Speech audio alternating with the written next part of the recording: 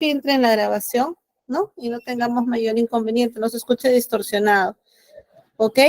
Ustedes saben que cualquier duda, cualquier pregunta, yo los estoy viendo por el chat, ¿ya? Así que por favor, entonces sigamos las indicaciones. Muy bien, vamos a empezar entonces. Voy a ingresar al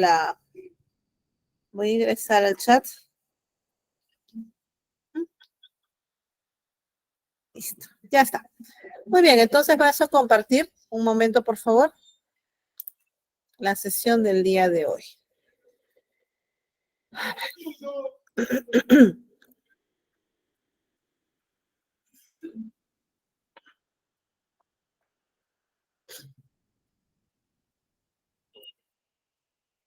Ya está.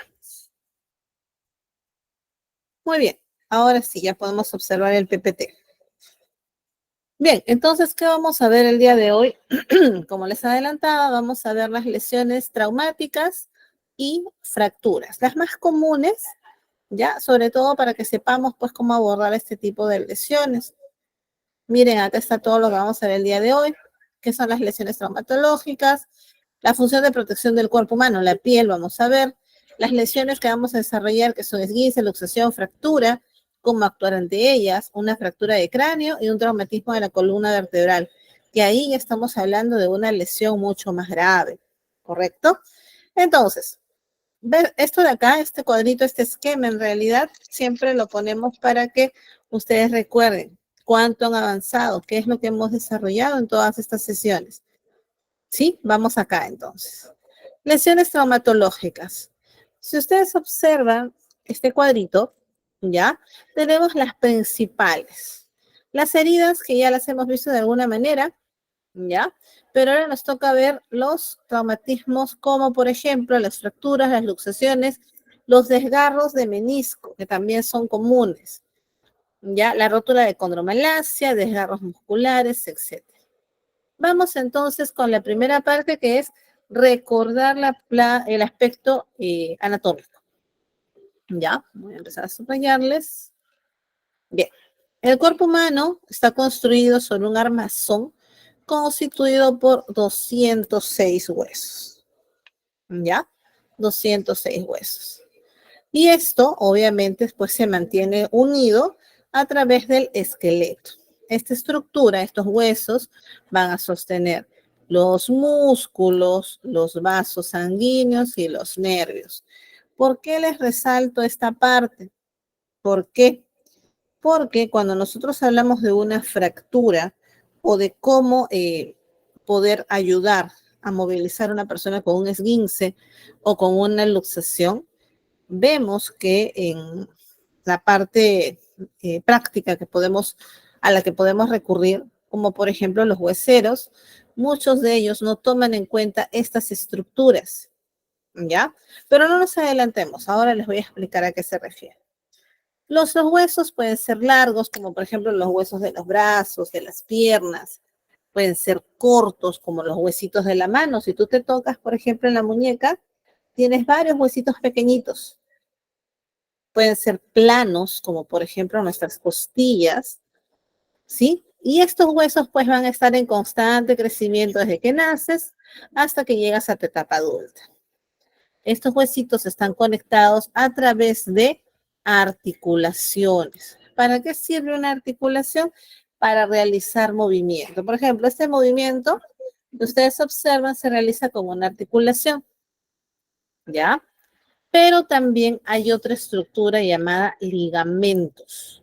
Cuando ustedes escuchen ligamentos, es tal cual como suena, ligas, ¿ya? Ligas, que me permiten realizar movimiento, por ejemplo, ¿no? Este movimiento, pero que me evitan que mi brazo o mi muñeca se dé la vuelta en 360. ¿Por qué? Porque esas ligas tienen un tope. Y cuando se hiperextienden, cuando por alguna razón, un accidente, han sufrido se ha forzado su movimiento, ahí empiezan las lesiones. ¿Ya? También tenemos tendones. Estos tendones vienen a ser como las ligas de las que les hablaba hace un rato, pero mucho más grandes, mucho más gruesas. ¿Ya? ¿Y qué es lo que van a hacer? Ellos van a mover a los músculos. Recuerda que nuestros músculos son grandes y pesados. Por lo tanto, la estructura que los mueve también es grande. Mira aquí. Por ejemplo, este es un tendón. Voy a tratar de pintarlo de amarillo. No sé si me permite. Sí.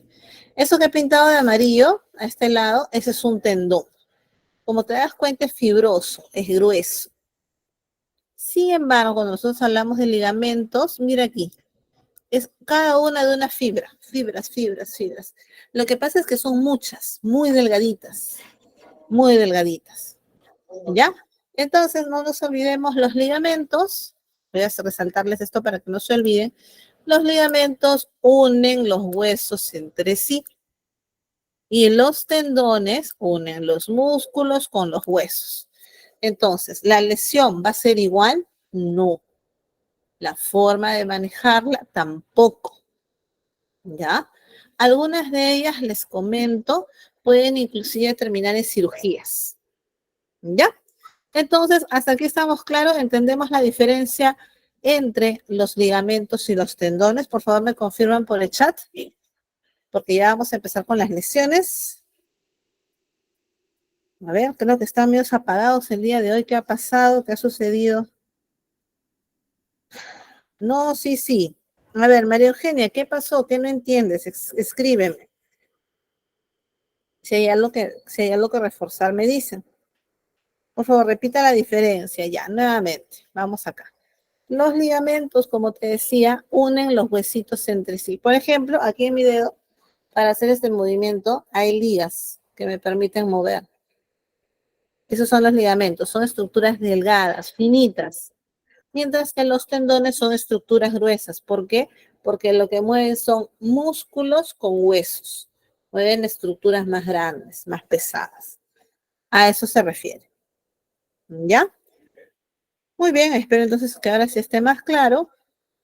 Para terminar con este último repaso, y ya vamos a las lesiones. Observen, ¿cuáles son las funciones de tu sistema esquelético? Evidentemente, es el sostén mecánico de tu cuerpo y de todas sus partes blandas, ¿no? Es aquel que nos da la postura, ¿correcto? ¿Qué más? Mira aquí, nos tiene o nos mantiene postural. Cómo cambian nuestra postura, cómo se acomodan nuestros huesos, nuestros músculos, cuando estamos parados, cuando estamos sentados, cuando estamos echados, cuando estamos en una mala postura también. ¿Qué más? Son el soporte dinámico, ¿por qué?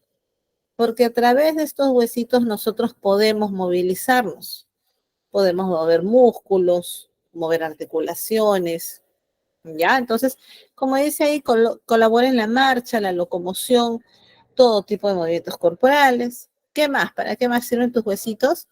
Para proteger tus órganos. Por ejemplo, eso debemos tenerlo presente ahora que vamos a ver traumatismo craneano.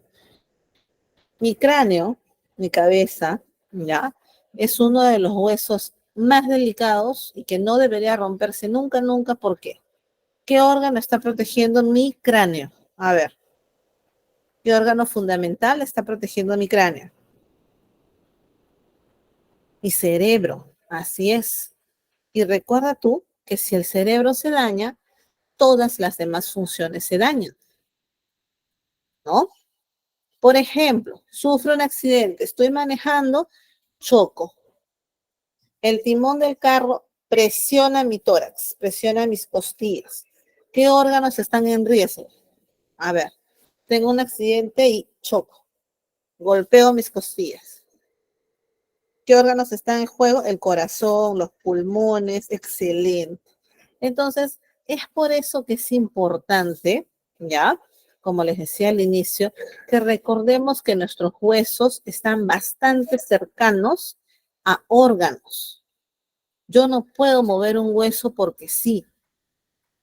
Hay que tener muchísimo cuidado. ¿Por qué les digo esto? Por ejemplo, en las luxaciones muchas veces las personas optan por ir a un huesero y ese huesero te mueve, te sube, te baja, te hace un montón de procedimientos y finalmente supuestamente te acomoda el hueso, ¿no?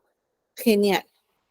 Pero eso sería muy bueno si mi hueso pues fuera un órgano aislado de todo lo demás. Recuerda que para que yo haga, por ejemplo, este movimiento, hay ligamentos, hay tendones, hay una articulación, por acá pasan vasos sanguíneos. ¿Qué pasa si en un mal movimiento me lesionas otro órgano? ¿Cómo puedo yo saber que está bien lo que has hecho? Entonces, en ese sentido, nosotros tratamos de que primero esta persona pase por una revisión médica y puedan observarlo a través de una radiografía en qué condiciones está ese hueso o está esa articulación. Y nunca, nunca hacerlo por nuestra cuenta. ¿Ya? Vamos a verlo ahora más adelante. También nuestros huesitos son almacén metabólico porque contienen sales, calcio, fosfatos, etc. Mira aquí para que recuerdes la columna vertebral. ¿Qué es lo más importante de la columna vertebral en lo que respecta a traumatismos? Protege a la médula. Dentro de mi columna, por acá en el centro, ya circula la médula. ¿Y por qué me sirve esta médula espinal? Porque de aquí van a salir los nervios espinales. Para que te hagas una idea, ¿ya? Recuerda cómo es la espina o el espinazo de pescado. No es más o menos una estructura recta así, de la cual salen sus espinas, ¿no? Salen sus espinas. Igualito es nuestra columna vertebral. Tenemos un espinazo y de aquí salen todos nuestros nervios, con la diferencia de que nosotros no somos como el pescado, que tenemos pues 7, 8 espinas. Nosotros tenemos miles de terminaciones nerviosas, cada una con una función distinta. ¿Ya? ¿Por qué les hago mención de esto? Porque si yo he sufrido un accidente y me he golpeado esta médula, tienes que tener mucho cuidado cuando me vayas a movilizar, porque este huesito roto, por alguna razón, podría tener una esquirla, podría tener alguna fisura, algo que pueda cortar mi médula espinal. ¿Cuál es el problema si tú cortas la médula espinal? Les comento. Del lugar donde se ha producido la lesión, vamos a suponer que la lesión está acá, donde está la X. Ya ahí está la lesión. Del lugar donde se ha producido la lesión hacia abajo, yo ya pierdo mi sensibilidad. Nunca más vuelvo a tener sensibilidad, nunca más vuelvo a tener movimiento, nunca más.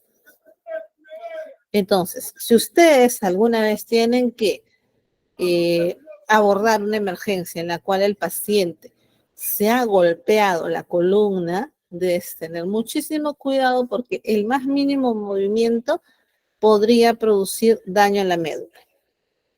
¿Ya? Es por eso que es importantísimo que recordemos esto. Cada una de las vértebras que están aquí tiene una función. Hay que tener muchísimo cuidado. ¿Ya? Y bueno, anatómicamente, pues tenemos 7 vértebras cervicales, acá a la altura de nuestro cuello, 12 vértebras torácicas que cubren toda la espalda, 5 vértebras lumbares que están a la altura de las caderas, y el sacro y el coxis que vendrían a ser la parte final, ¿no?, de nuestra columna y que está a la altura de los glúteos. ¿Ok? ¿Todo está aquí correcto? Recuerden la importancia de por qué tenemos que recordar las funciones de la columna. ¿Vamos bien hasta acá? Como les dije el día de hoy, está un poquito cargado los temas, así que necesito que me confirmen. Excelente. Muy bien. Sí, sí, sí. Ya está. ¿Qué más? Acá este PPT te recuerda la ubicación de estas vértebras.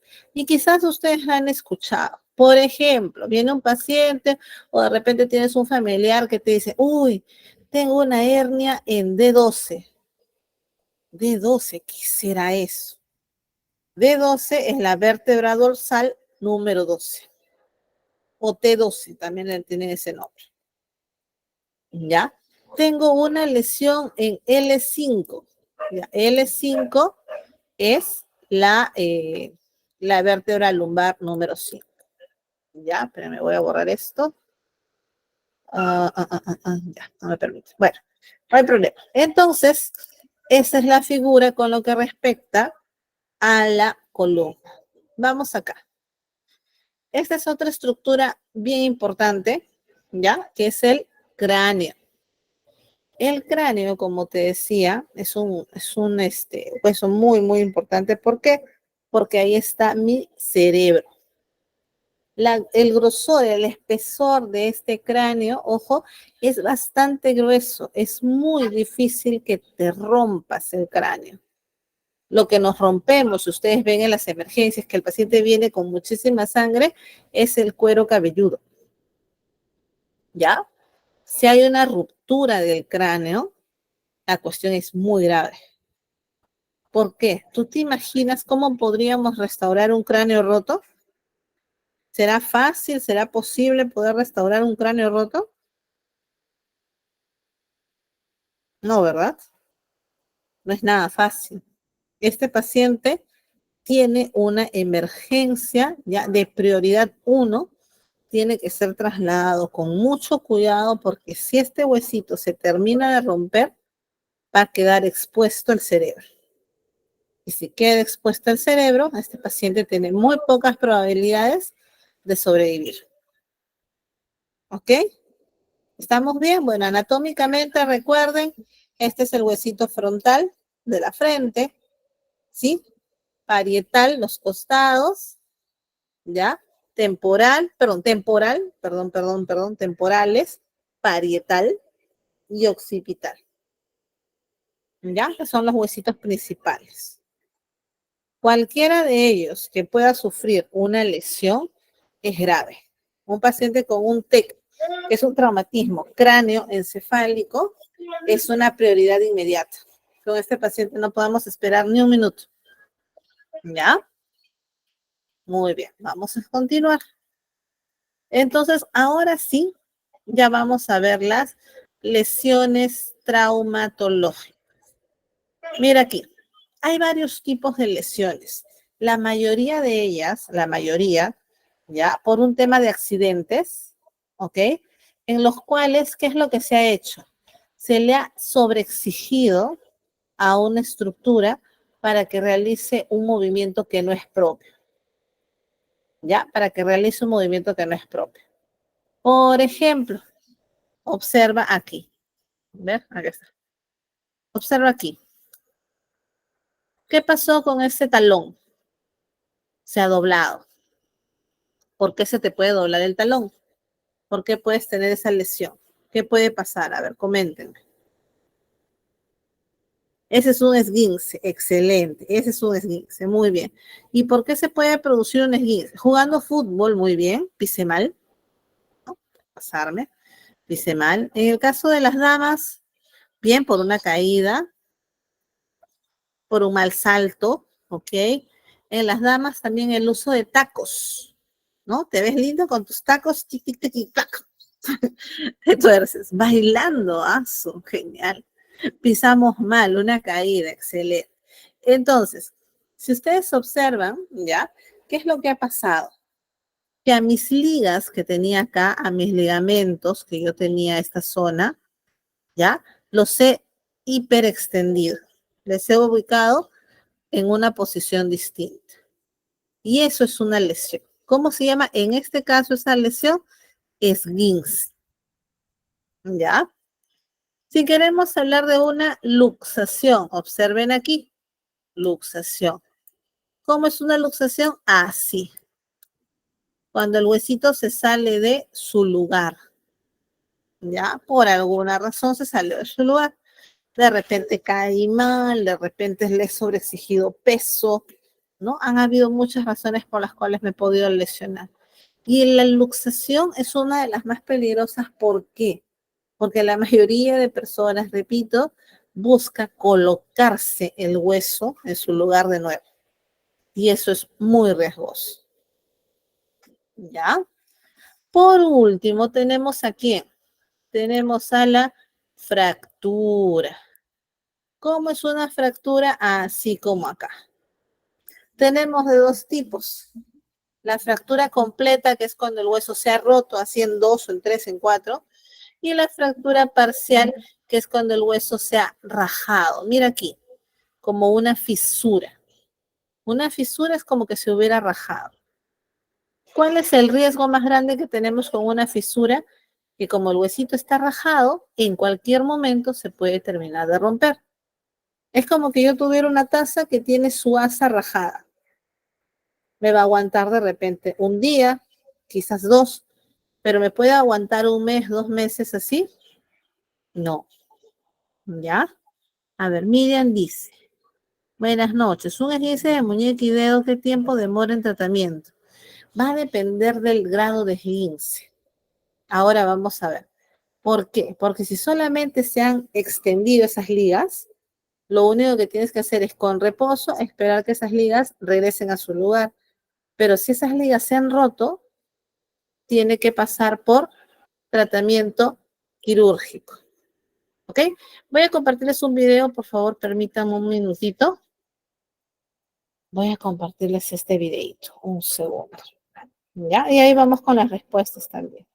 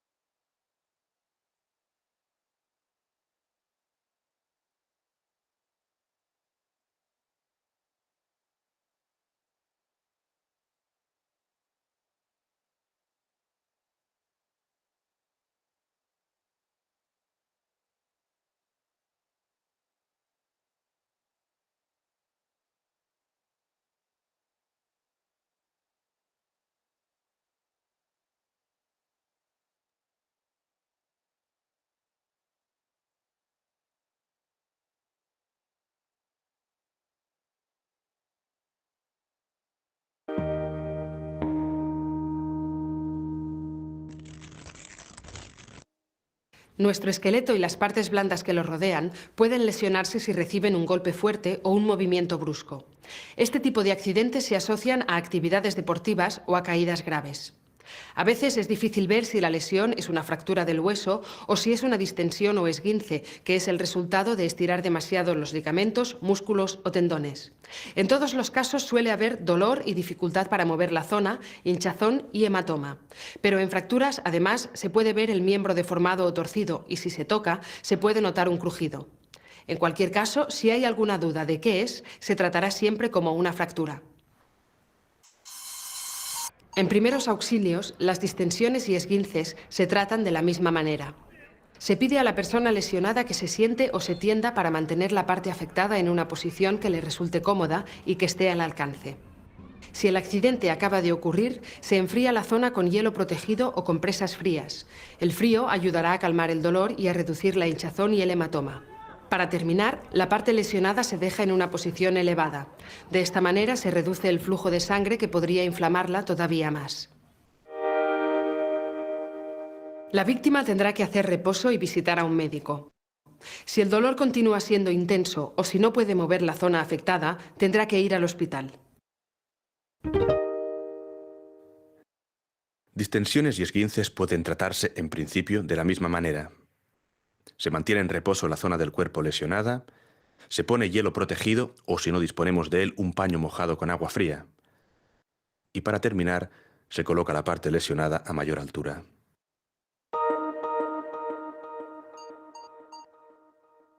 Otro de los traumatismos con los que nos podemos encontrar es la fractura.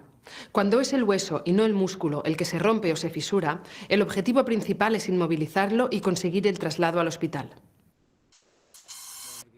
Hasta que la lesión no esté inmovilizada, no se podrá mover a la víctima de sitio, excepto en caso de peligro. Por lo tanto, se pide a la víctima que no se mueva y se le aguanta la parte lesionada con las manos por encima y por debajo de la fractura. Para mantener la parte del cuerpo inmóvil, se venda a otra parte que no esté dañada. Por ejemplo, si es el brazo, se sujeta al tronco, y si es una pierna, se sujeta a la otra pierna. Si se ve que el traslado será inminente, no hay que vendar nada y solamente se intenta mantener el cuerpo quieto. Como es posible que después anestesien a la persona lesionada, no se le puede permitir que coma, ni beba, ni fume. Si se ha vendado la parte lesionada, cada 10 minutos se tiene que controlar el color y la movilidad de los dedos para comprobar que el vendaje no se ha hecho demasiado fuerte. Si fuera así, se tendría que aflojar. Recordemos que ante una fractura los pasos a seguir son los siguientes. Se pide a la víctima que se quede quieta y no se mueva excepto en caso de peligro. Se sostiene la parte del cuerpo lesionada por los extremos sin coger la lesión y, si hace falta, se fija a otra parte del cuerpo que esté sana. Se pide a la víctima que no coma, ni beba, ni fume.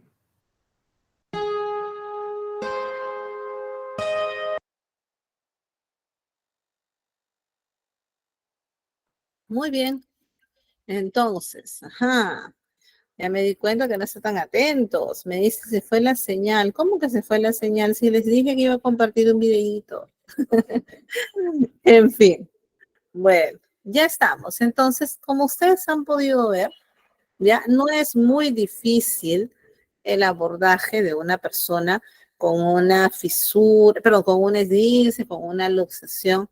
¿Ya? ¿Por qué? Porque vamos a tratar de que esta persona esté inmovilizada hasta que vaya a un centro de salud. Recuerda que mi objetivo es que vaya a un centro de salud. No puedo tratarla yo porque yo no tengo pues ojo de rayos X para poder determinar qué grado de fractura, qué grado de esguince, qué grado de esto. Entonces, tengo que tener mucho cuidado y siempre buscar que esta persona llegue al centro de salud. ¿Ya? A ver, vamos a continuar entonces. Vuelvo a compartir. Ya estamos. Aquí está.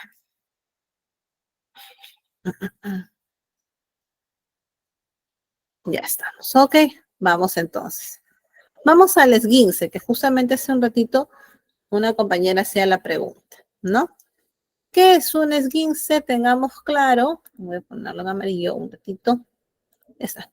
El esguince es la separación momentánea de las superficies articulares, generalmente después de un movimiento forzado, que va a producir un estiramiento muscular y a veces su ruptura. Es decir, es la lesión de los ligamentos, los que le decía hace ratito. ¿Ya? Hay que tener mucho cuidado. Mira acá los ligamentos, si tú observas acá en la imagen, son tiritas, tiritas, tiritas, tiritas. ¿Ya? ¿Qué es lo que tienes que hacer? En primer lugar, esta persona tiene que ir a un centro de salud. ¿Por qué? Porque te decía que le tienen que sacar una radiografía, ¿ya? Para poder observar exactamente a qué nivel es esta lesión.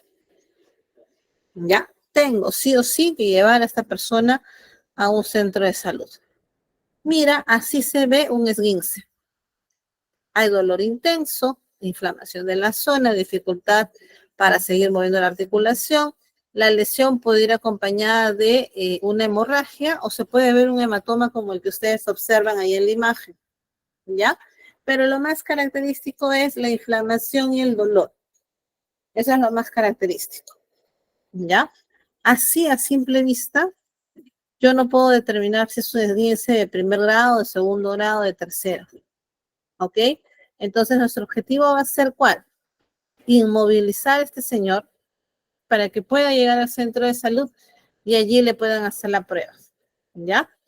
Mira aquí, esguince de grado 1, hay una lesión parcial del ligamento, ¿ya? La lesión, mira aquí, es microscópica, casi no se detecta. Entonces, ¿qué es lo que tengo que hacer con este paciente? A ver, ¿qué sugieren? Acá la lesión es microscópica, no hay mucho daño. ¿Qué sugieren ustedes que hagamos con él? A ver, los leo. ¿Qué hacemos con este señor? A ver.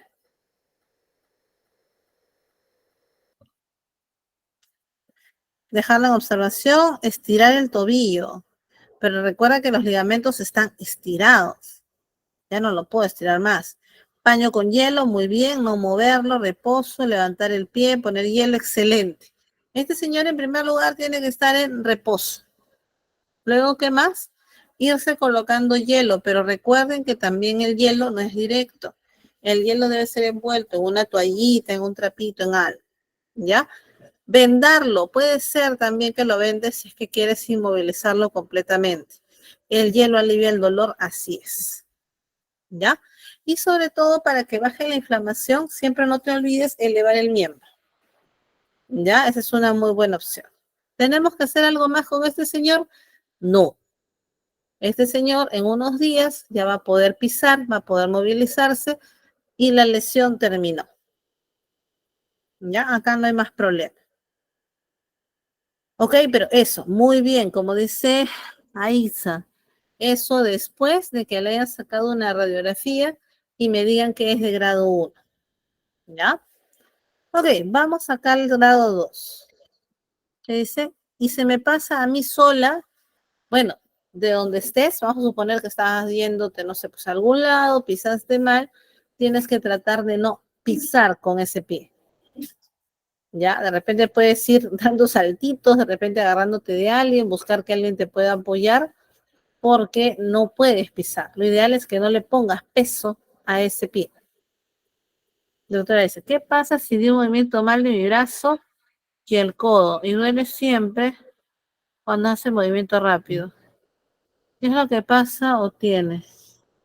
Ya, habría que ver, pues, si fue un esguince o fue una luxación. Generalmente cuando es codo, el codo se luxa, más que se esguince, salvo que te hayas caído de codo, ¿no? Entonces, y nuevamente lo que les decía, ¿no? Hay que ir al médico para que te saque una placa. Teniendo ya la placa, se puede determinar qué hacer. Sin la placa no hacemos nada, ¿ya? En esos casos se puede usar muletas, sí, si te sientes más segura, claro que sí. Lo ideal es que no esfuerces el miembro, ¿ya? ¿Qué puedo hacer? Dice, si doy un mal paso y me doblo el pie y produce mucho dolor.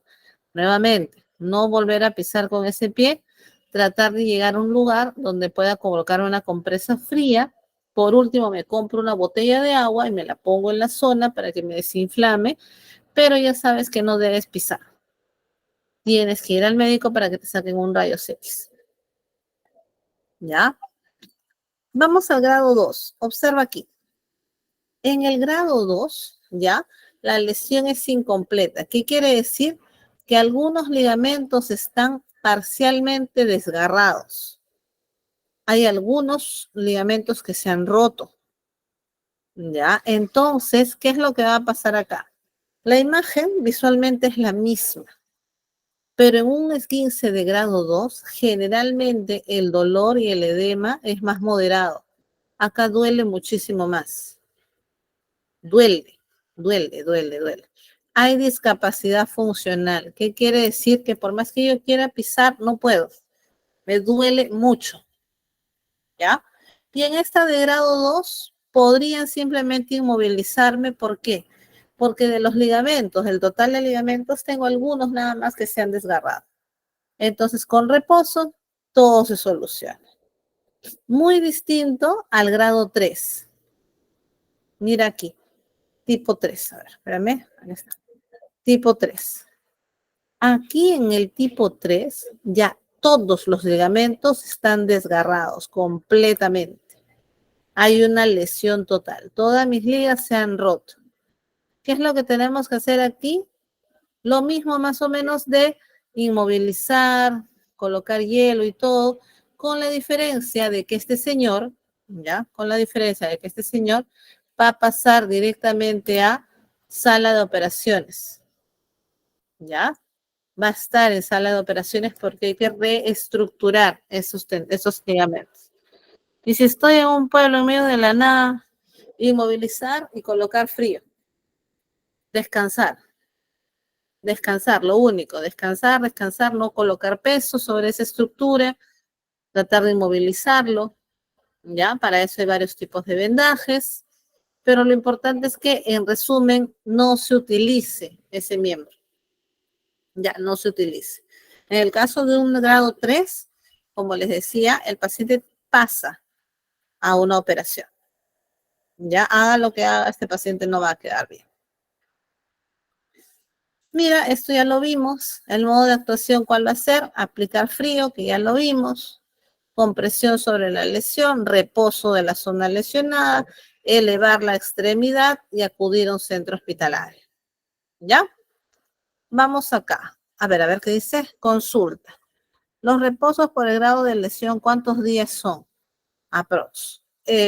Con el tema de los esguinces, generalmente es una semana. ¿Ya? Va a depender de la capacidad funcional que tengas.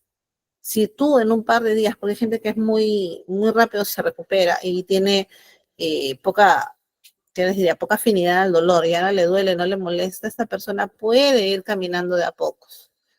Pero hay gente que tiene un umbral del dolor terrible y no se recupera. ¿Ya? Entonces, es relativo. Generalmente es una semana. No debería superar ese tiempo. Si supera, hay que regresar para que le saquen otra vez una placa porque de repente se han terminado de romper esas fibras. ¿Ya? Y se forman como unos quistes en esa zona que generan dolor. ¿Ya? Mira acá la luxación. ¿A qué se refiere la luxación? Es cuando, ¿ya?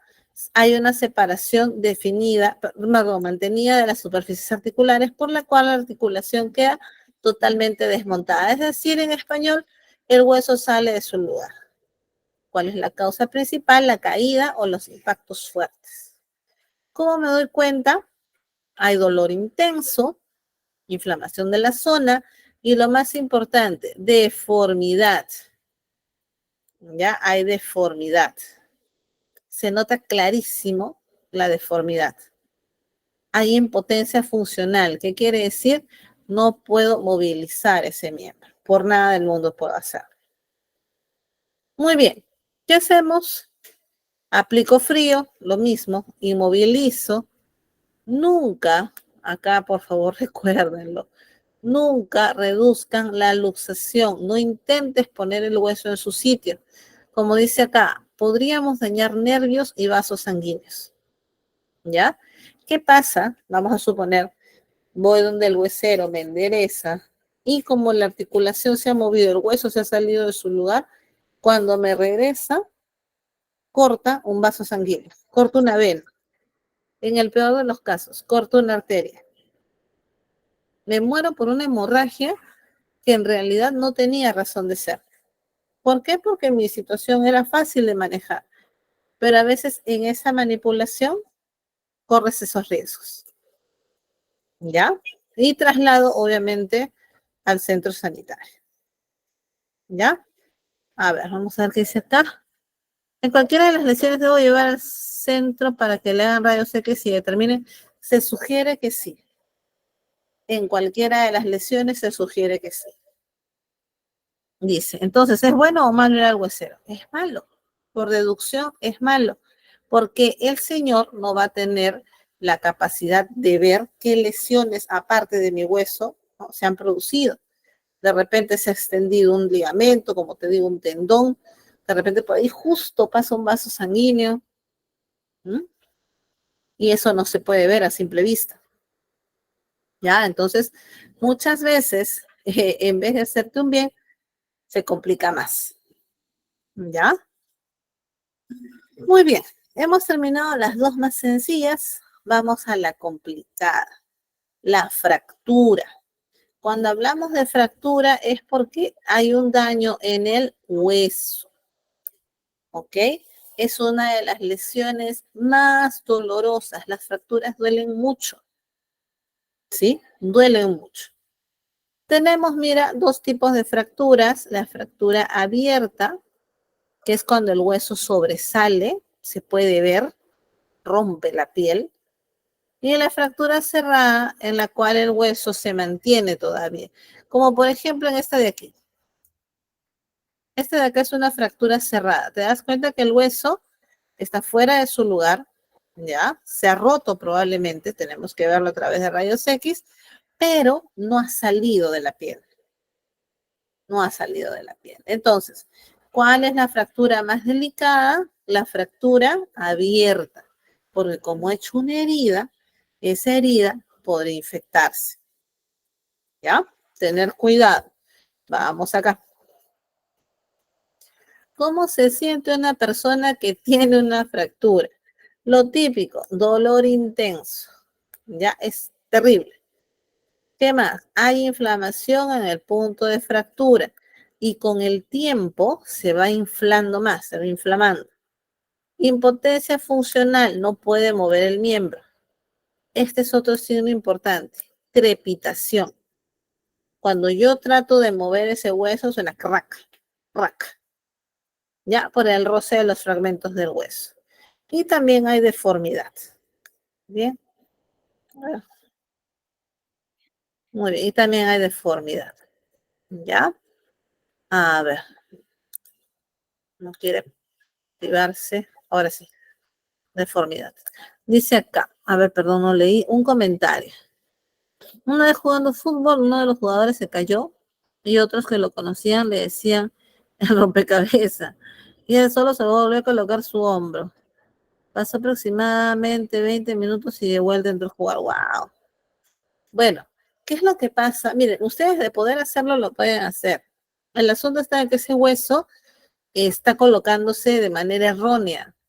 Es como un rompecabezas, como tú decías, ¿no? Pongo mal una pieza. De repente para la presentación de mi rompecabezas está bien, pero va a pasar un día o dos, vuelvo a presentar ese rompecabezas y ya las piezas se empiezan a caer. Es lo mismo. Si el hueso no está bien colocado en su lugar, se va a volver a salir. ¿Y qué es lo que pasa? Que llega el momento en que se pierde la conexión entre los huesos y esta persona ya no va a poder moverse, porque el hueso deja de estar conectado a través de esos ligamentos que les decía. Tantas veces se ha roto que ya simplemente pues ya no funciona. Les pongo un ejemplo de repente un poquito extraño, pero yo creo que en todos los países de las personas que estamos aquí hemos visto perritos callejeros con su patita así colgando, ¿no? Con su patita así. ¿Qué pasó con ese perrito? Probablemente tuvo una fractura. Como ese perrito no se pudo dar el lujo de ir a un médico, él pisaba, pues él trataba, ¿no? De arreglar o de poder sostenerse en su patita y el huesito pegó mal, soldó mal. Resultado, ¿qué es lo que va a pasar? En primer momento de repente va a poder seguir utilizando la patita, pero como ese huesito pegado mal, llega el momento en que esa patita ya cuelga y no sirve para nada, no funciona. Es solamente una estructura. ¿Ya? Dice, ¿por qué cuando voy con el doctor no me cuero? Pero con el huesero sí. No me curo, debe ser. Pero con el huesero sí. No entiendo qué pasa.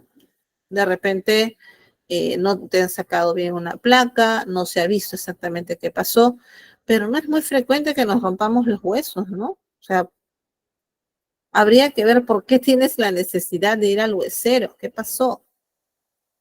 No es frecuente que nos hagamos esguinces, luxaciones. Entonces, bueno. Ahora, otro punto, no es que esté en contra de la medicina alternativa, ¿ya? Es muy buena. El asunto está en que, por ejemplo, acá en mi país, y sobre todo en la capital, tenemos muchas personas que son charlatanes y te dicen, sí, sí, sí, yo te curo, yo te hago, y te hacen un montón de procedimientos y a la larga no llegan a nada.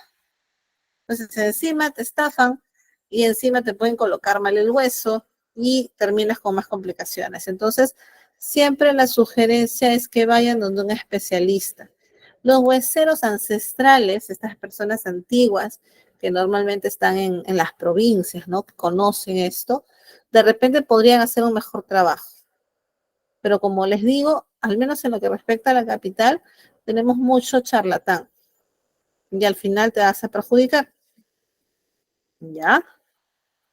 A veces queremos una solución instantánea y olvidamos que todo toma tiempo. Así es, todo toma tiempo. No es que el hueso yo lo pongo en su sitio, ya está. De repente tienen que colocarte yeso. De colocarte yeso, tú vas a ver recién una respuesta en 3 semanas, mínimo, ¿eh? Porque hay yesos que se quedan más tiempo. Luego de que te colocaron el yeso, tienes que ir a fisioterapia.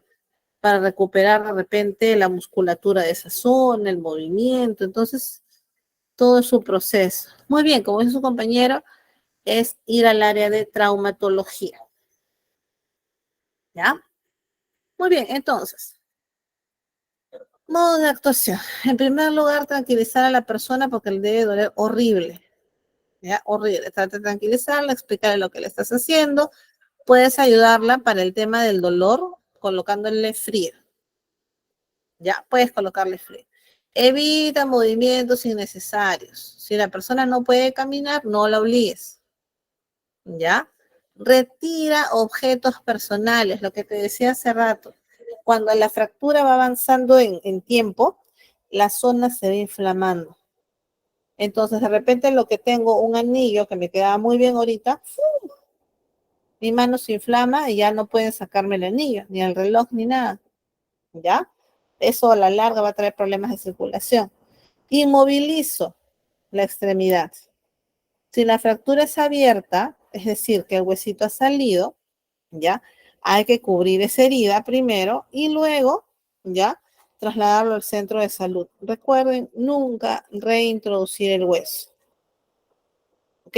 Eso es importantísimo. Nunca reintroducimos el hueso. Vamos acá a la inmovilización. Miren, esto de aquí, que como pueden ustedes observar son vendajes, yo lo tengo resumido en un videíto donde ustedes van a ver múltiples tipos de vendajes. ¿Ya? Entonces, ratito dejo de compartir. Si tienen alguna duda me van escribiendo para, para ir mostrándoles el video de vendajes. ¿Ya? A ver un ratito que vaya cargando. Sí, les voy a mostrar el video de los vendajes. En realidad, básicamente, esa es una habilidad. ¿Qué les quiero decir con que es una habilidad? Que ustedes van a aprender haciéndolo. Haciéndolo. Cada día, en cada oportunidad que tengan, ustedes van a poder hacerlo. Yo les doy la guía con el videíto, pero lo ideal es que ustedes lo practiquen. ¿Ya? Si no... Ok, escucho que hay manitos levantadas. Si quieren comentar algo, por favor, los escucho mientras empiezo a compartir el videíto. 6 manitos levantadas. A ver.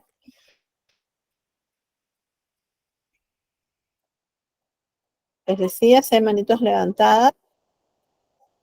Los escucho. Buenas noches. Mi nombre es Janina, una consulta. Ujú.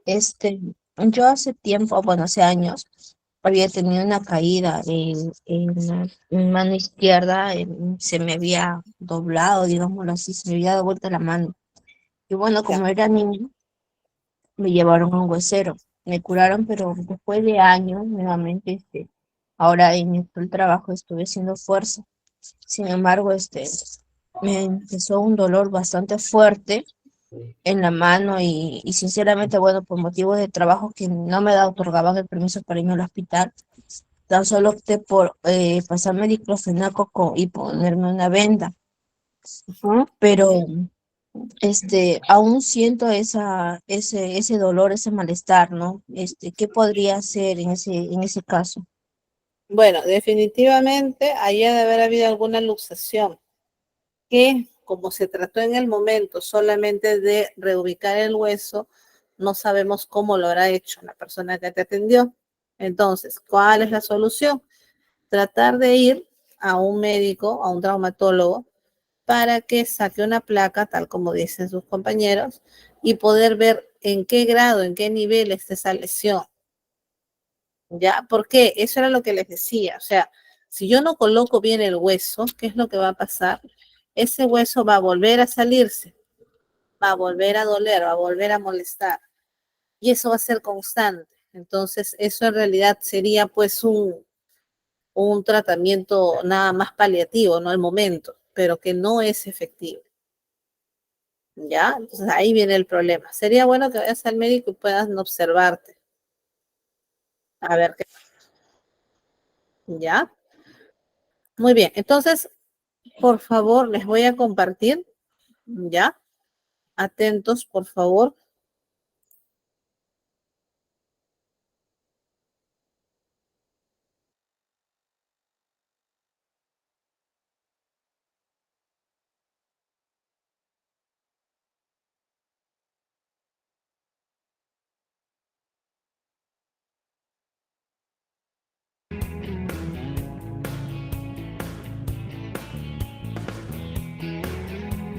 Hola, ¿qué tal? Espero que ya hayas echado un vistazo a los temas en los que hablamos de los vendajes. Con el objetivo de que conozcas mejor este tema, hemos preparado este vídeo que habla sobre los tipos de vendajes. En primer lugar, es importante que conozcas unas recomendaciones generales a la hora de colocar un vendaje. Son las siguientes. En primer lugar, sería no utilizar una venda húmeda. El motivo es el siguiente: cuando colocas una venda húmeda, al secarse va a encoger, con lo cual puede apretar más el miembro del paciente que hemos inmovilizado. En segundo lugar, tienes que tener en cuenta que hay que utilizar el tamaño adecuado de venda. Es decir, si vas a colocar una venda en un dedo será pequeña y si le vas a utilizar en una pierna, al ser mayor el diámetro de esta, será mucho más ancha. Lo siguiente, el profesional se va a colocar en el lado que hay que vendar. Es decir, si vamos a vendar una pierna derecha, yo como profesional sanitario me colocaré en el lado derecho del paciente. También es importante que sepas que es recomendable que te coloques de cara al paciente y a la altura a la que puedas trabajar con comodidad, para que no haya tiranteces al colocar la venda. Lo siguiente, la posición anatómica. Eso hace referencia a la posición en la que vas a colocar el miembro vendado. Es decir, si lo que te interesa es colocar una venda en una articulación, es interesante que la dejes flexionada. Seguimos. Si la persona que va a realizar el vendaje es diestra, va a colocar la venda de izquierda a derecha, ¿vale? Será un movimiento circular de izquierda a derecha. Y si es zurdo, será la inversa, es decir, de derecha a izquierda. Lo siguiente, con cada vuelta de la venda vamos a cubrir 2/3 de la vuelta anterior. Eso lo veremos después en la técnica del vendaje. Lo siguiente es saber que vamos a colocar la venda en una zona siempre de menor diámetro a mayor diámetro. Siempre empezaremos por la zona más estrechita. Y para terminar, vamos a utilizar siempre un vendaje de vuelta circular, es decir, sobre sí misma es como vamos a envolver la venda. Siguientes cosas que es importante que sepas. Las técnicas. ¿Qué técnicas existen para colocar un vendaje? Bueno, pues por ejemplo, el vendaje circular. Ese vendaje lo que nos va a permitir, por ejemplo, es fijar un apósito. Imagina que has hecho una cura. Tienes la herida tapada con una gasita y con el apósito pertinente, bueno, pues colocarás la venda haciendo unas vueltas circulares sobre la zona a vendar. El siguiente es espiral. Lo que vas a hacer es subir esa venda en forma de espiral. El vendaje en 8 lo que nos va a permitir es dar movilidad a la zona vendada. Por ejemplo, en un tobillo, vendaremos en 8. Después veremos un ejemplo de cómo se haría. Lo siguiente es la vuelta recurrente. ¿En qué consiste? Bueno, pues imagina que tienes que vendar un dedo de una mano, ¿vale? Pues lo que harás será pasar por encima de la punta del dedo y después dar una vuelta circular. Será un movimiento que se repetirá. Y finalmente, por ejemplo, los vendajes de cabeza, que lo que nos van a permitir es sujetar un apósito, tapar un ojo o inmovilizar una zona con una fractura, ¿vale? Es un vendaje muy específico que se hará alrededor de la cabeza en vueltas circulares y después también por abajo sujetando la cara. Lo siguiente que es importante que sepas son los tipos de vendajes que vamos a utilizar, ¿vale? Un vendaje blando, por ejemplo, sujetaría una cura. Es decir, no es importante que aprietes mucho y dejes muy tensa esa zona vendada. Un vendaje compresivo lo que va a hacer es apretar, por ejemplo, una pierna y facilitar el retorno venoso, es decir, que la sangre circule desde el pie hacia arriba con mayor facilidad. Un vendaje rígido lo que va a hacer es inmovilizar una zona, por ejemplo, cuando utilizamos una escayola. Un vendaje suspensorio lo que va a hacer es dejar suspendido, elevado y sujetado, por ejemplo, una mama, un pecho. Y finalmente, el vendaje protectivo. ¿Qué hace ese vendaje? Pues como su propio nombre indica, lo que va a hacer es proteger. Por ejemplo, colocamos un apósito sobre una herida y colocamos un vendaje que nos va a permitir trabajar con el resto de la zona que no ha quedado tapada. Lo siguiente que vamos a ver son los materiales que utilizamos para realizar un vendaje. A continuación, vamos a ver los diferentes materiales que podemos utilizar para realizar un vendaje. En primer lugar, tendríamos, por ejemplo, la venda de gasa. Es una venda de gasa de algodón hidrófilo, de tipo compresivo. Como yo soy diestra, voy a hacer el vendaje siempre desde la izquierda hacia la derecha. Entonces, colocaremos la venda, vamos a poner el tobillo en flexión para que resulte más cómodo y ¿veis? Vengo desde la izquierda y voy hacia la derecha. Damos una primera vuelta y otra más. Estas dos serán de tipo circular. Lo siguiente es un movimiento hacia arriba. Como veis, voy a cubrir 2/3 de la venda que ya había pasado. No pasa nada porque no cubra por completo esta zona, porque después quedará cubierta. Entonces, seguimos. 2/3 de la zona que ya hemos vendado. Tenemos que hacer las vueltas apretando cada vez un poquito para que sea compresivo y favorezca ese retorno venoso. Ten presente que si el paciente tuviese una lesión en la articulación, no estaríamos movilizando tanto el miembro para no provocar dolor y mantenerlo siempre en la misma postura. Tal y como he dicho antes, lo que estamos haciendo es ir de una zona de menor diámetro a mayor diámetro para hacer correctamente el vendaje compresivo. Es muy fácil en estas vendas de crepe ver cómo vamos dando las vueltas y que se hacen correctamente, lo de los 2/3, porque vemos las rayas que nos sirven de guía. Y seguiríamos subiendo de este modo. Imagina que ya hemos finalizado el vendaje, entonces lo que vamos a hacer es vueltas de tipo circular, tal y como hemos dicho antes. Serían vueltas en el sitio. Al llegar aquí, lo que podríamos hacer sería cortar la venda y, por ejemplo, darle una vuelta y hacer una lazada para dejarlo ya fijado. Si retiramos el vendaje con unas tijeras, es importante que sean de pico de pato, es decir, con la punta redondeada para que no lesione la piel del paciente al retirar el vendaje y con una ligera inclinación. Entonces, retiramos este vendaje y os enseño, por ejemplo, cómo sería una vuelta en 8.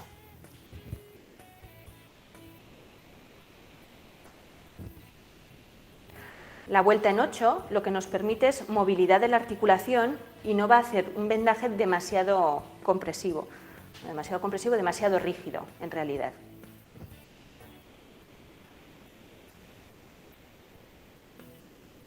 Vamos a ver. Estamos en este punto y para hacer el 8 lo que vamos a hacer es pasar por encima de la articulación, maleolo interno,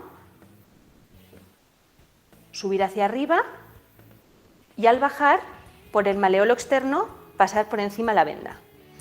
De ese modo nos queda el dibujo del 8.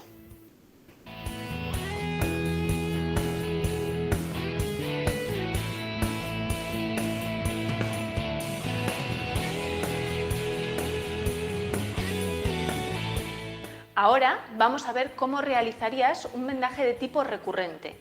Imagina. Muy bien, entonces hemos visto dos de los principales vendajes que podemos aplicar en caso de que se suscite una de esas lesiones que hemos venido ya observando. ¿Ok? Muy bien. Creo que sí nos quedó claro. Vamos entonces a continuar. Voy a compartirles, por favor, un segundito. A ver. Muy bien. Si tenemos alguna pregunta, por favor, por mientras, me pueden decir.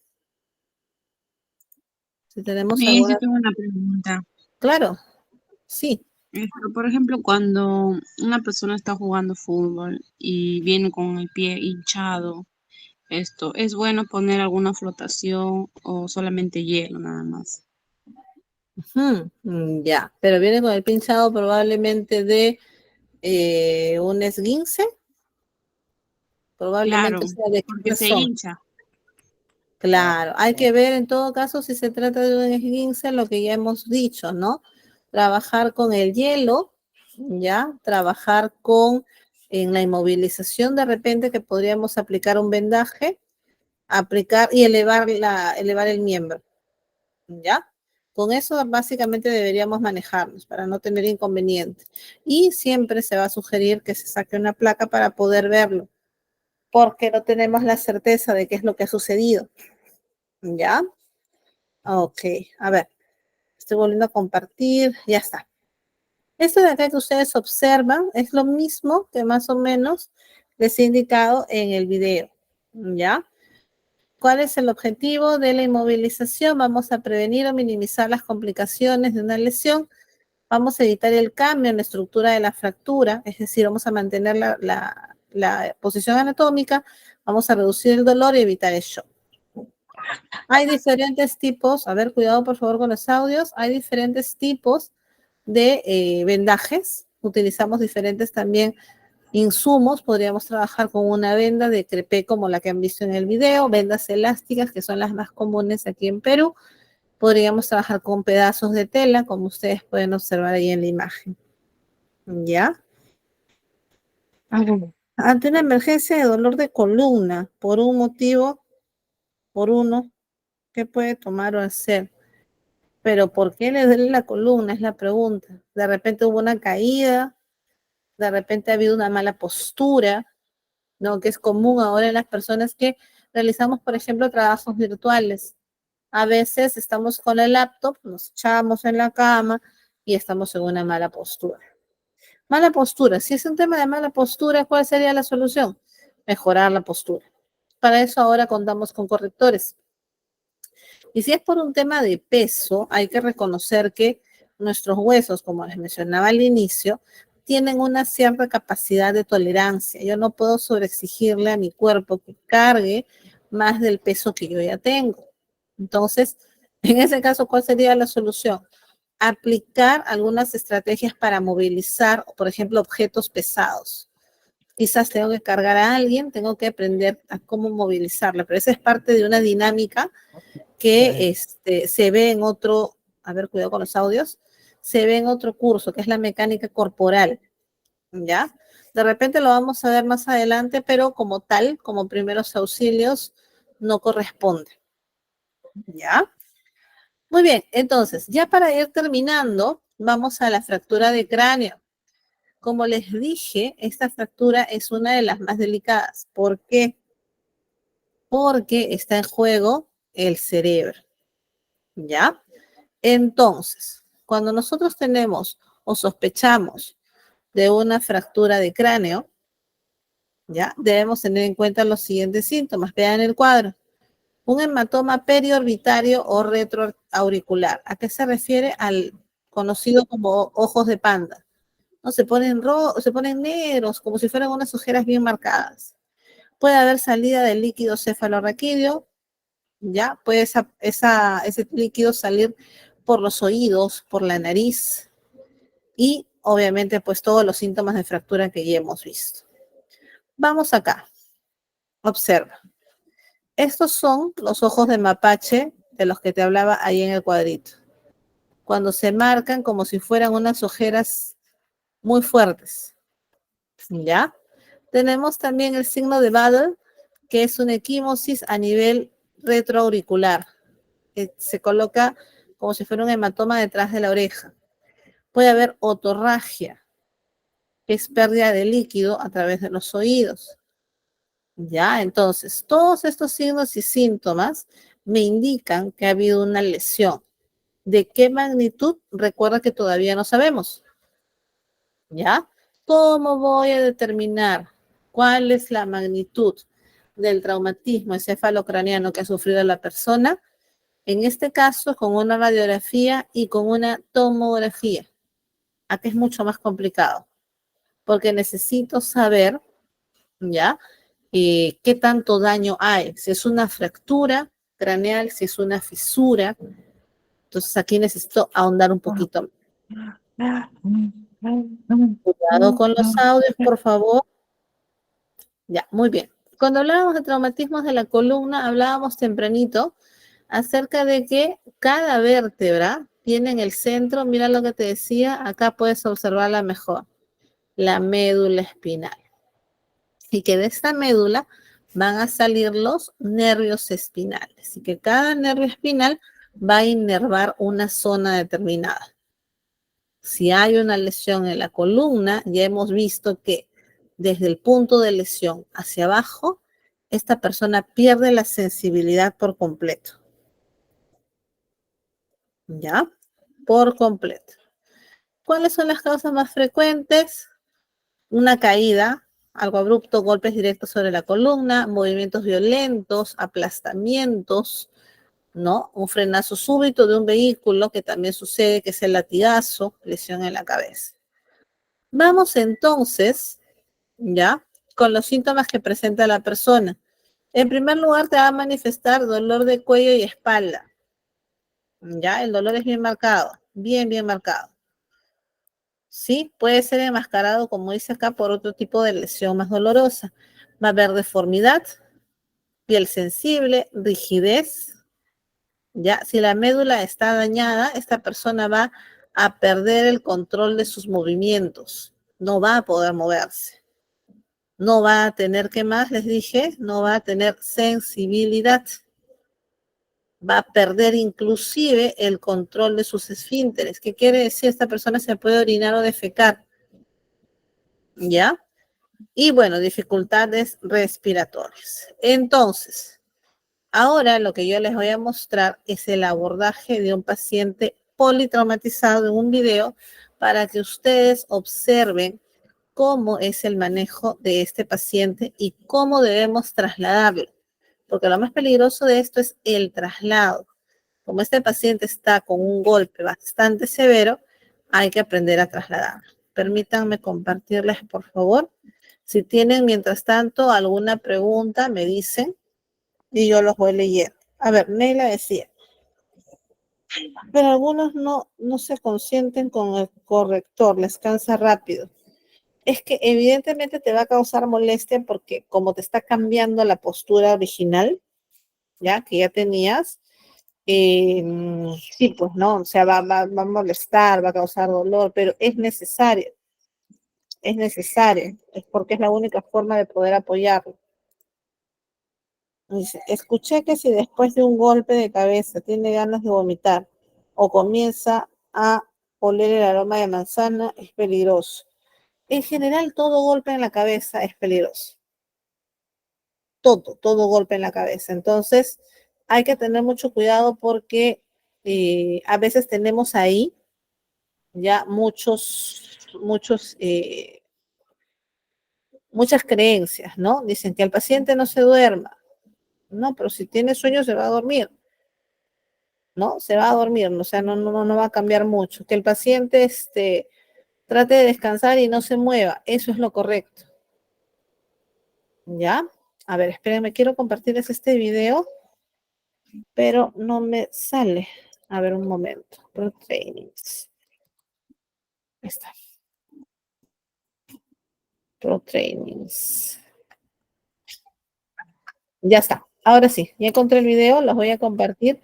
Este es el manejo de una persona, ¿ya? Politraumatizada. Tipos de traumas, probablemente una caída o un accidente. Les comparto entonces, por favor, atentos. Dice, si le pongo Coca-Cola, cola loca, Coca-Cola, un pegamento aquí en México a mi herida, ¿qué pasa? ¡Wow! Mira, si es un tipo de pegamento como el que más o menos supongo, ¿ya? Esa herida va a pegar, pero no solamente la parte que ha sido herida, sino va a pegar con todas sus capas.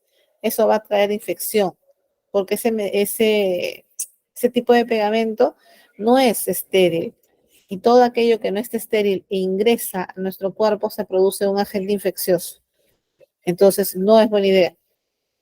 Ya no debemos utilizar nada. En el caso de una herida, recuerden, solamente la presión, evito que sangre de repente, si es necesario, quizás una sutura, pero nunca un tipo de pegamento, aunque sí he visto que lo utilizan. Entonces, les voy a compartir, por favor, para no extendernos. Dime, Luna, Luz. A ver, rapidito, dime, Luna. Hola.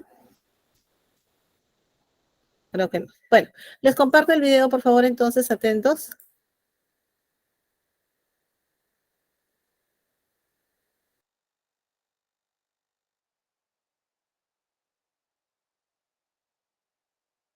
Es un método simple para el acercamiento o la evaluación rápida de un paciente.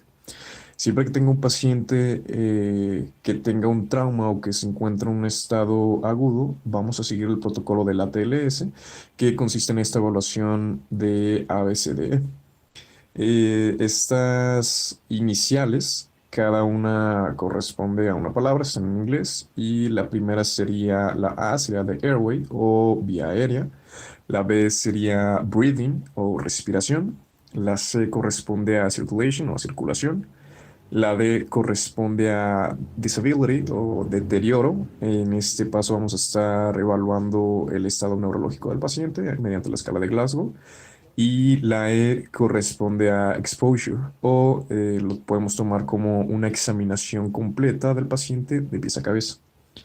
Adentrándonos un poco más, primero vamos a ver la A, que es de la vía aérea, y en este paso vamos a estar evaluando el bienestar del conducto de la vía aérea. Aquí esto incluye la boca, la faringe posterior, la tráquea y las subdivisiones de la tráquea. Mm, Vamos a estar diciendo que la vía aérea, hay un riesgo de que la vía aérea esté comprometida cuando el paciente tiene un Glasgow menor de 9, cuando tiene un trauma facial con un sangrado activo y que sea significativo, si tiene un trauma laringio o si es un paciente quemado. Ahora, para asegurar la vía aérea, podemos colocar una máscara de oxígeno. La desventaja es que mucho oxígeno puede estar entrando al estómago o ya en un caso más grave podemos requerir la intubación endotraqueal. Algunas veces esta intubación endotraqueal va a ser imposible, por lo que en algunos casos, en el área de emergencias, se procede a hacer una quicotirodotomía de emergencia. También al momento de estar evaluando la vía aérea hay que buscar signos de edema en la cara, faringe, si hay sangre, vómito o algún objeto extraño. Hay que escuchar la respiración del paciente y si es muy audible o si esta respiración es muy brusca, puede ser indicativo de una obstrucción. Haciendo más énfasis en esto, los hallazgos alarmantes en este tipo de respiración puede ser ronquidos que nos pueden estar dando las pistas de un colapso parcial de la vía aérea. Si el paciente está haciendo sonidos semejantes a gárgaras, es indicativo de secreciones en vía aérea. Si escuchamos estridor, puede ser una obstrucción mecánica de la vía aérea y si está en silencio, es una oclusión de la vía aérea. Ahora, también hay otro tipo de clasificación de los problemas de la vía aérea según la etiología anatómica. Podemos ver problemas intraluminales en los que vamos a estar encontrando cuerpos extraños y secreciones. Puede haber etiologías murales, dentro de las cuales podemos resaltar angioedema, tumores laringios y problemas en la epiglottis. Y de etiología extramural, en la cual podemos estar encontrando tumores de la cabeza y cuello. Hay algunas maniobras para abrir la vía aérea. Dos que se van a mencionar sería la maniobra de frente mentón, la cual consiste en la flexión de la cabeza y la elevación del mentón, y también está la elevación de la mandíbula. También recibe el nombre de la triple maniobra modificada, y esta es más aconsejable en pacientes en los que hay que inmovilizar el cuello por un riesgo de una lesión en la espina dorsal.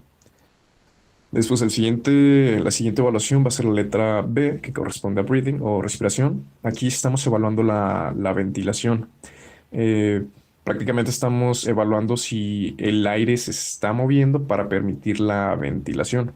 Solo porque el paciente tenga una vía aérea sin obstrucción no significa que el aire está pasando a través de este conducto, de toda la vía aérea.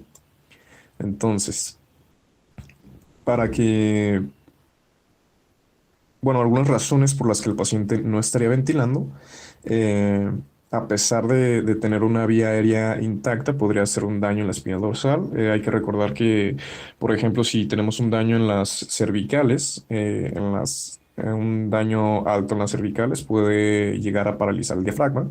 Si hay un daño cerebral debido a un trauma, el paciente puede estar comatoso o puede tener algún daño en los centros respiratorios, o también puede haber un daño debido a trauma en el diafragma o las costillas. Después hay que estar observando el esfuerzo inspiratorio, saber que si el paciente está usando músculos accesorios, obviamente está batallando para respirar y no va a poder mantener este esfuerzo por mucho tiempo. Hay que escuchar su respiración y hay que revisar la oxigenación con el oxímetro de pulso. Obviamente, para evaluar que esté oxigenando bien, tenemos que ver la perfusión a los tejidos periféricos y pues asegurar esto. Después la tercera letra sería la C, de circulación. Aquí estamos evaluando la habilidad del corazón de bombear sangre para oxigenar los tejidos. Esta evaluación la vamos a hacer a partir del estado mental. Hay que ver si están conscientes y orientados. Si esto es positivo es porque hay una buena perfusión al cerebro. Hay que revisar pulsos periféricos, el color, si está cianótico o pálido. Hay que hacer hay que tomar la... ¿Usted está buscando una residencia permanente para los Estados Unidos? Y hay que auscultar al paciente. Una manera fácil de evaluar estas tres letras, el ABC, una manera simple es preguntarle al paciente su nombre.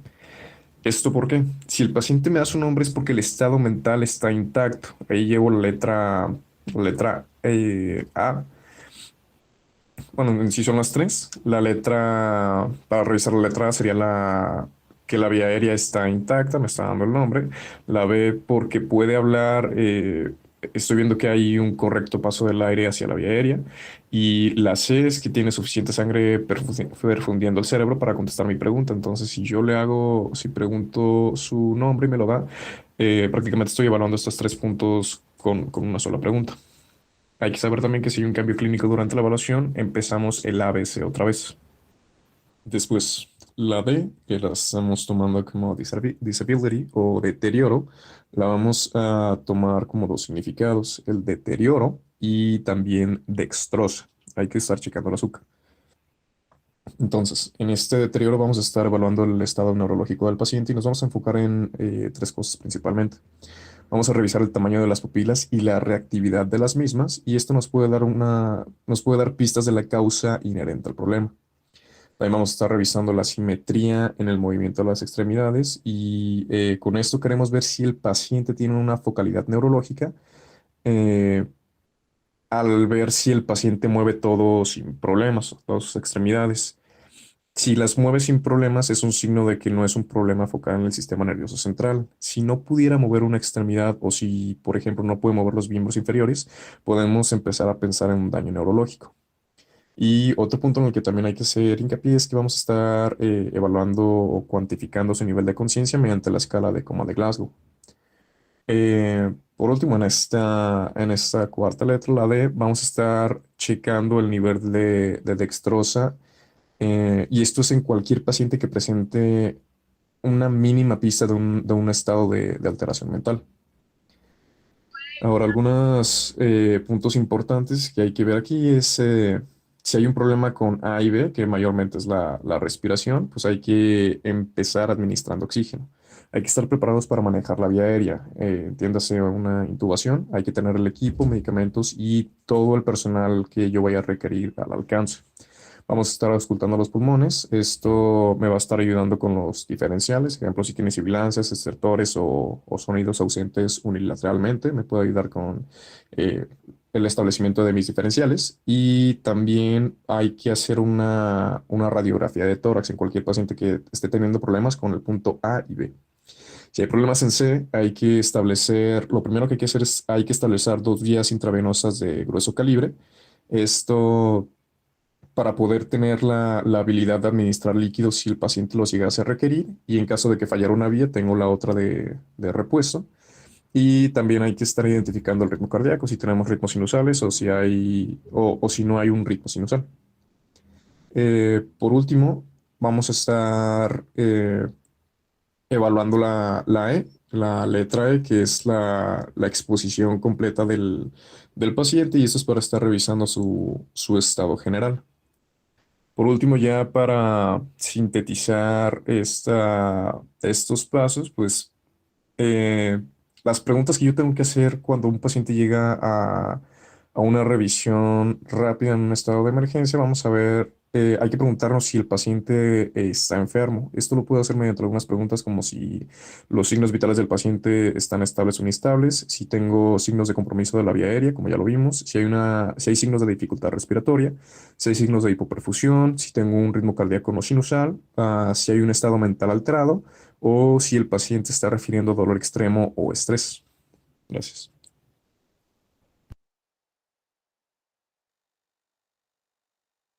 Muy bien, entonces hemos podido observar en el video una forma bastante práctica de realizar la evaluación de un paciente politraumatizado. Como les decía, son pacientes que tienen múltiples lesiones. Por lo tanto, hay que tener muchísimo cuidado con ellos porque pueden correr grandes riesgos. ¿Ya? Muy bien, a ver, los leo o los escucho. Veamos si tenemos alguna intervención. A ver. Sí, en la mnemotecnia, ya, hay que tener cuidado con esto. ¿En qué sentido? Que se agregue una letra tal como dice Roy, que es la X primero, que se refiere a hemorragias exsanguinantes. ¿Qué quiere decir? Que es lo primero que tengo que revisar en un paciente para que no se vaya no vaya a entrar en shock por el tema de la hemorragia. ¿Ya? Muy bien, sí. Los parámetros, en todo caso, los protocolos, siempre van a ir cambiando, no son estáticos. Siempre ustedes van a poder observar que hay diferentes formas de abordaje conforme pasen los años. ¿Ya? Entonces eso es normal. Muy bien. A ver. Luna Luz, me has mandado un enlace, no puedo abrirlo en ese momento. Pero por favor tengamos cuidado con las preguntas que hacemos. Recuerden que es primeros auxilios. Entonces acá la intención del curso es distinta. ¿Ya? Muy bien, vamos a terminar entonces con la presentación. Un segundo. Ya está.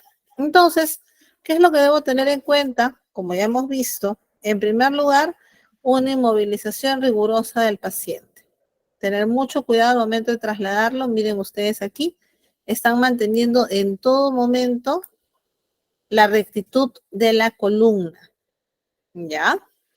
Inmovilización cervical. Esto de aquí, ustedes lo van a observar ya cuando llega la ambulancia. Por eso es que lo voy a pasar un poco rápido, porque al ser primeros auxilios, nosotros no estamos en una ambulancia.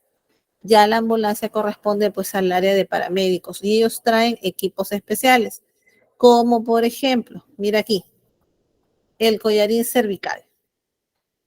Colocar el collarín cervical es toda una técnica. Requiere inmovilizar a la víctima, pero de tal forma que a la vez voy ingresando el inmovilizador.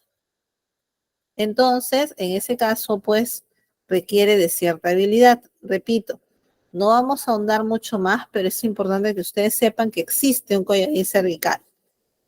¿Ya? Acá están todos los pasos.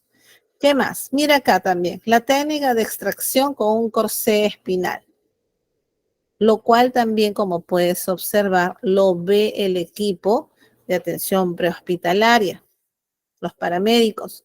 Ellos son los que realizan esta maniobra porque no están solos, trabajan en equipos para poder movilizar a la víctima sin dañar su columna. Entre ellos también tenemos otra maniobra, como ustedes pueden observar, y nada de esto nosotros podemos realizar.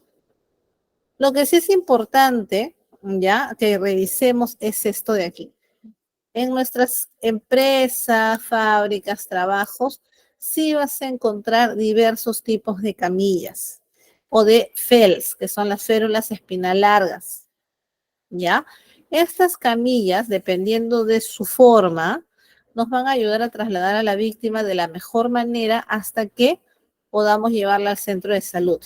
Es una forma también de inmovilizarla. ¿Ok? Eso de aquí, si no sabemos colocar a la víctima en la camilla, podemos dañar seriamente su columna. Mira aquí. Acá tenemos la férula espinal. Acá está la persona ya con las correas colocadas correctamente para que pueda ser trasladada. Observa aquí. Para realizar esta técnica necesitas de 3 personas a más. Tiene que haber una persona que lidere, que esté en la cabeza, y el resto tiene que seguir indicaciones. Acá también tenemos otra técnica que es la de movimiento en bloque. Acá también tenemos otra técnica que es la retirada del casco, en el caso de que sea un motociclista, normalmente que haya sufrido un accidente. Si nosotros no tenemos el equipo, no retiramos el casco. Importante. Si yo no sé manipular la cabeza de mi paciente, no retiro el casco. Ok, vamos rapidito con esto. Entonces, ¿cuál es la diferencia A ver, vamos acá. ¿Cuál es la diferencia entre un esguince, una luxación y una fractura? A ver, los leo rapidito. ¿Cuál es la diferencia? ¿Cada camilla es para un tipo diferente de pacientes? No, tienen el mismo objetivo, trasladar a la víctima. ¿Ya? O, ¿cuál es la diferencia entre una luxación, un esguince y una fractura? Veamos.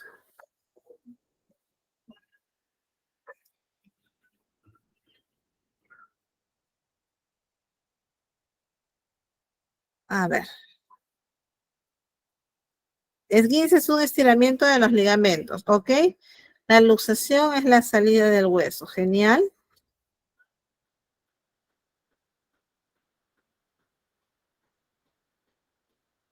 Ajá.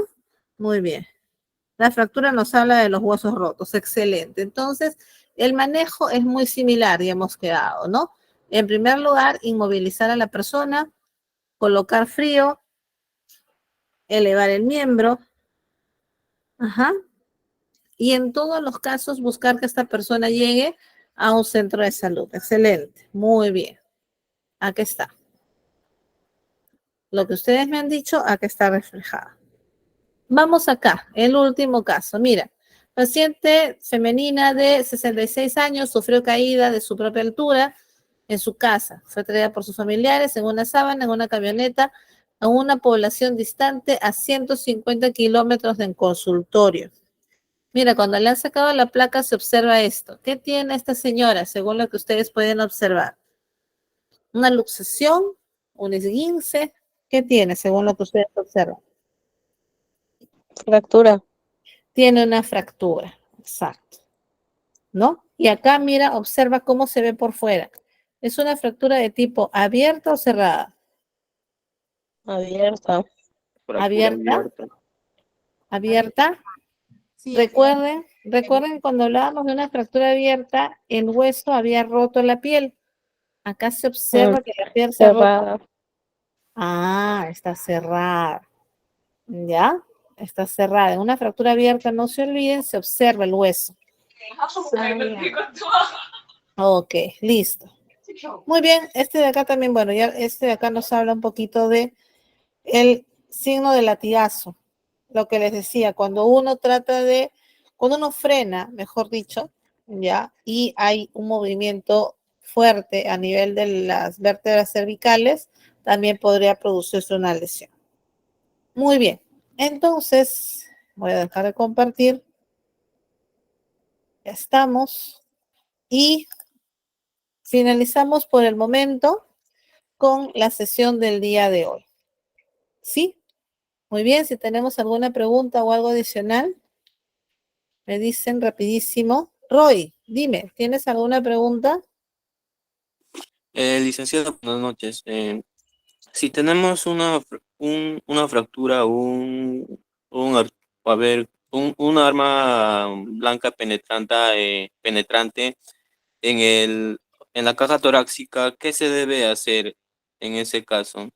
Ya, si tienes un objeto incrustado en la caja torácica, entiendo, ¿cierto? Sí, Ya, sí. muy bien. A ver, vamos a ver qué responden tus compañeros. ¿Qué vimos la clase pasada? ¿Qué hacíamos si tengo un objeto incrustado en el tórax o en el abdomen o en alguna de esas zonas? ¿Qué hacíamos? Se deja ahí, incrustado porque si se lo saca puede haber una hemorragia. Así es. Se deja donde está, si es necesario lo inmovilizamos, pero no se moviliza. ¿Por qué? Porque puede producir un sangrado, puede producir una hemorragia. Entonces lo que tenemos que buscar es inmediatamente trasladar a esta persona al hospital, ¿cierto? Muy bien, bien, Carol, excelente, excelente. Bien, Mayer, para terminar contigo. Para decorar, que salen las cremas. Cuidado, Janet. Muy bien. Mayer, ¿tienes alguna pregunta? ¿Ya no? Ah, vacuna contra el tétano se le consulta si se ha puesto. Claro, si es un objeto que pueda tener óxido, le consultas acerca de su vacunación del tétano. Es excelente. Muy bien. Bien, entonces creo que no tenemos más preguntas. Hemos finalizado. A ver, Profesora, una consulta. La dime, vacuna dime. de tétano, ¿cuántas veces se puede colocar en el año? ¿Una vez? ¿O cuánto dura una vacuna del tétano? Ya, a ver, el calendario de vacunación nos dice que en el caso de primeros auxilios, si tú ahorita tienes contacto con un objeto oxidado, te van a poner la vacuna, salvo que te hayas colocado previamente las 5 dosis. Pero si tú me dices de repente, me puse una cuando estaba embarazada, pero eso fue hace 2 años y todo, empiezas de nuevo con todo el calendario. La frecuencia va a cambiar muchas veces de acuerdo al país. El calendario de vacunación, por ejemplo, en América es distinto al calendario de vacunación en Europa. Y recuerdo que en este grupo tenemos gente de Europa. Entonces, no sabría decirte exactamente el tiempo, va a depender de los calendarios de vacunación del país donde estén. Pero, como te digo, por protocolo, si tienes contacto con algo con óxido, vas a empezar de nuevo la vacunación. O sea, acá en Perú, si yo soy de Perú y me Ya. coloqué hace un promedio, hace unos 13 años, sí me puedo volver a colocar. Ah, claro. Si ya pasaron más de 10 años, empiezas de nuevo. Sí. Ya, y es necesario que me las coloque todas, porque dijo que usted que eran como 5, me las puedo colocar juntas, una Ah, vez al año. no. Una vez que vas al centro de salud, te ponen la primera dosis hoy.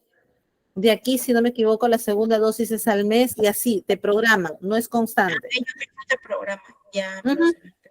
Sí. Gracias. Ok.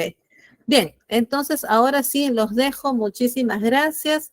Nos estamos viendo con ustedes el día miércoles. Sí, muchísimas gracias entonces. Buenas noches. Muchas gracias, licenciada Roxana.